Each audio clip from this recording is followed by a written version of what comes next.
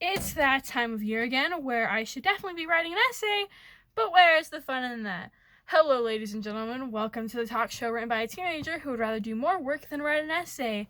Today's topic is the Salem witch trials. Also, including the Salem witch trials for this today is the Crucible. I want to talk about some differences and some stuff that actually happened in the Salem witch trials and some theories of why it happened. The Salem witch trials was a historical time where 25 people out of 200 accused were killed for being accused of being witches. 19 were hanged, 5 died in jail, and 1 man was even crushed to death. Also, fun fact about that man who was crushed to death, he wouldn't admit to being a witch the entire time, or I guess a wizard, and he decided to tell them more weight the entire time. So I kind of would like to be him. In the Crucible, that man's name is Jarl Corey, and I think that's still his name in real life. I just can't remember particularly. The Salem witch trials take place in Salem, Massachusetts, but it actually wasn't the first time the witch trials had been done. The first time was in the 5th century in England, 15th century to the 18th century, my bad. I have my notes right here, because I can't remember everything. 513 witches were accused in England, and only 112 were actually killed for it. And back then, they would burn witches instead of hang them like they did in the Salem witch trials, because they had this belief that if you were to burn them instead, their souls would disappear, and then there will be no bad spirits anymore.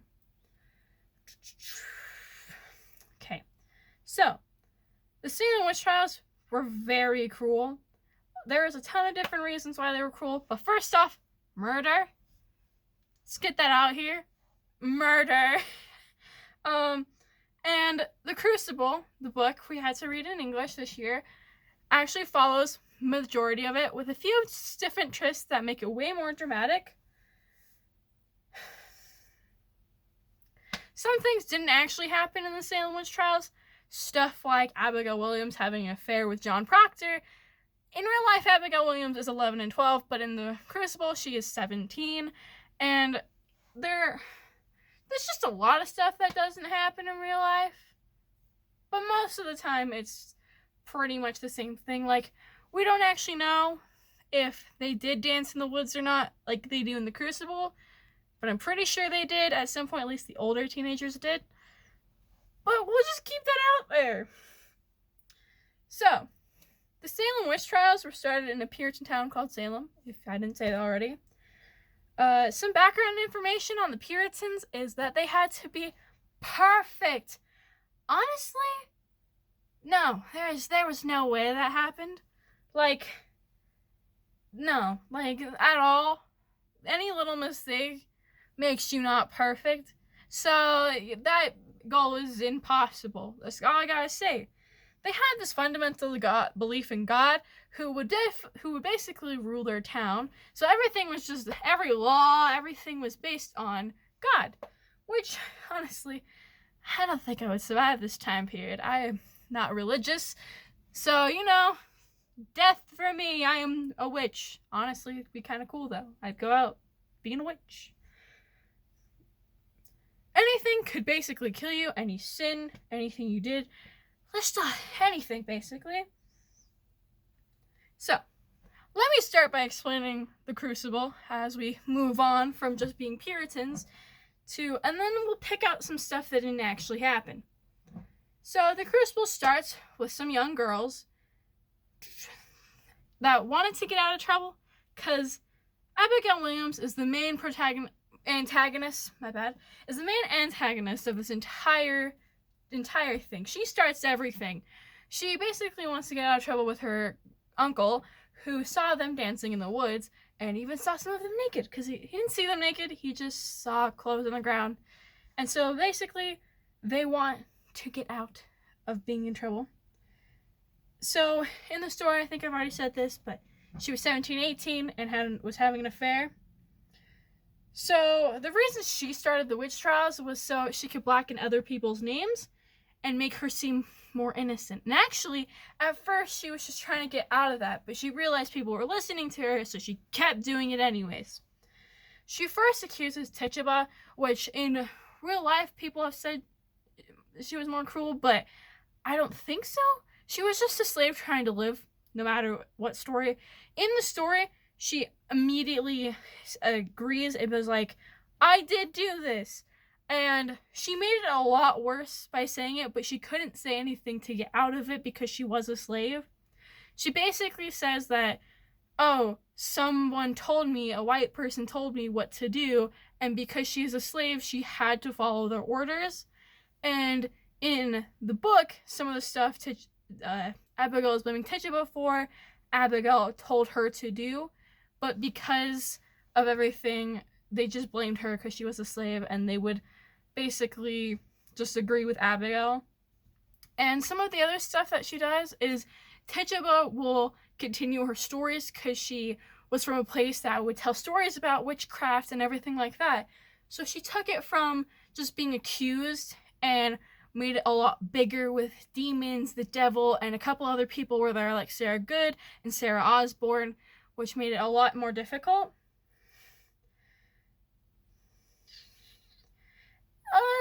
A lot of this continues after that, after Tituba blames both Sarahs,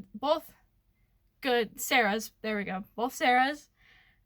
More people start to get accused. Basically, what they were doing back then was trying to push the blame to someone else. If you got accused and you agreed and you're like, yeah, I did this and I know it was bad, I want to go back to God, you would be spared. The people who actually died in the whole Salem witch trials decided, I'm not living a life of sin by lying the entire time. So people would just point fingers and be like, it was them. Oh, and they would be like, this is them. But basically what they were doing is that they were admitting other people's sins, which back then they weren't supposed to do. Basically, you're supposed to tell your own sins and not anybody else's sins. So there was a few people in the Crucible who knew it was fake. And even in real life, people were like, this doesn't seem right. And they knew it was fake. Like, a couple of the girls knew it was fake. Abigail Williams in the story knew it was fake entirely. And she just kept going with it because there was no way out of it. Because now she got herself stuck in a bigger lie. Some of the people that knew was John Proctor, the guy in the book, in the Crucible, she was having an affair with. Knew it was fake because he knew that Abigail loved him now. And Abigail wanted to basically get rid of a few people. Like, at first she was just accusing people to get out of trouble, but then when she knew it was working, she knew she could accuse John Proctor's wife, so that way they could be together, which he didn't want at all.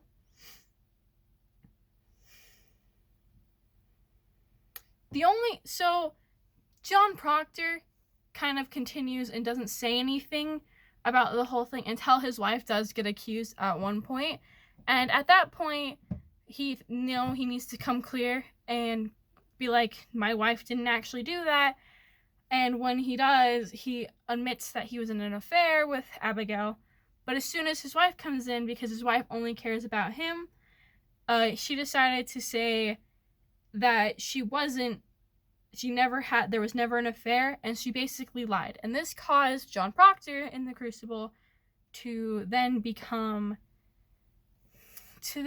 accused of a witch and would then be stuck in prison. And that's kind of where everything starts to fall apart for Abigail and the people that were accusing others. John Proctor decides he starts to decide if he wants to admit it or not. And in the end, he doesn't admit it. He knows that he would be lying, and he decides that he's going to shout out that he won't sell out other people, because that's what this became too, was that people would sell each other out, which isn't that good of a thing. And that's when most people knew in the book that people were lying and that everything that they did was very bad. And basically after, even in the real life but also in the Crucible, this is where they decide that enough is enough. And after everyone was killed, they went back to normal. Nothing happened. They pretended it didn't happen. And everything goes back to normal. Most of the things did happen in real life, except a few of the age differences. And in the Crucible, he makes it more dramatic. The author makes it way more dramatic with the affairs and stuff to be like, this stuff can happen because of affairs. So that's pretty much the only slight differences, is that there is age differences, and what people say exactly are completely different. But the question is, why did it all get started when it's like girls that are 11 or 12? Let's get into those theories. So the first theory is hallucinations. In 1692, which is the era the Salem witch trials happened, they didn't have the same processes we do to keep foods and everything we eat fine. So there could have, one of the biggest things that they ate was corn, and so people believe that there was mold on corn that just caused hallucinations. But another thing that people also believe is that Tituba, the slave at the time, actually gave some of the girls a ginseng weed, which can cause symptoms that they saw as witchcraft that the girls were seeing, and could even cause hallucinations. So the second theory is the life of Puritans is very, very pressured, and you had to be perfect to be accepted by God, and honestly, that would be very stressful for most people. If they weren't perfect, witchcraft and being like, oh, I'm acting this way because of witchcraft, is a pretty reasonable excuse back then, because that would be like, oh, I'm stressed, but instead I'm going to take it out on someone else so that I'm not in trouble for not being perfect. And a lot of things in the Puritans was very boring and very just hard, and so kids back then would definitely feel way too pressured. And going along with being pressured, there is a hysteria. Hysteria would explain why so many, mostly girls, were affected, young girls were affected by this witchcraft. I want you to think of when you're watching a horror movie. Think about when you're sitting there after the movie and you think you see something out of the corner of your eye. You're going to believe it because you just watched the movie and you're already scared. That is the same thing with hysteria. Basically, if someone is pretending, like how someone was sort of like in The Crucible, people will just take it and like they'll keep acting it out until at one point they'll start to believe it, which can cause hysteria, and so they think this is actually happening when the entire thing isn't actually happening. Number 3 is more of like boredom, guilt, and greed. For boredom, it's not much happens in the life of a Puritan, so they're just there. They don't really do much at all.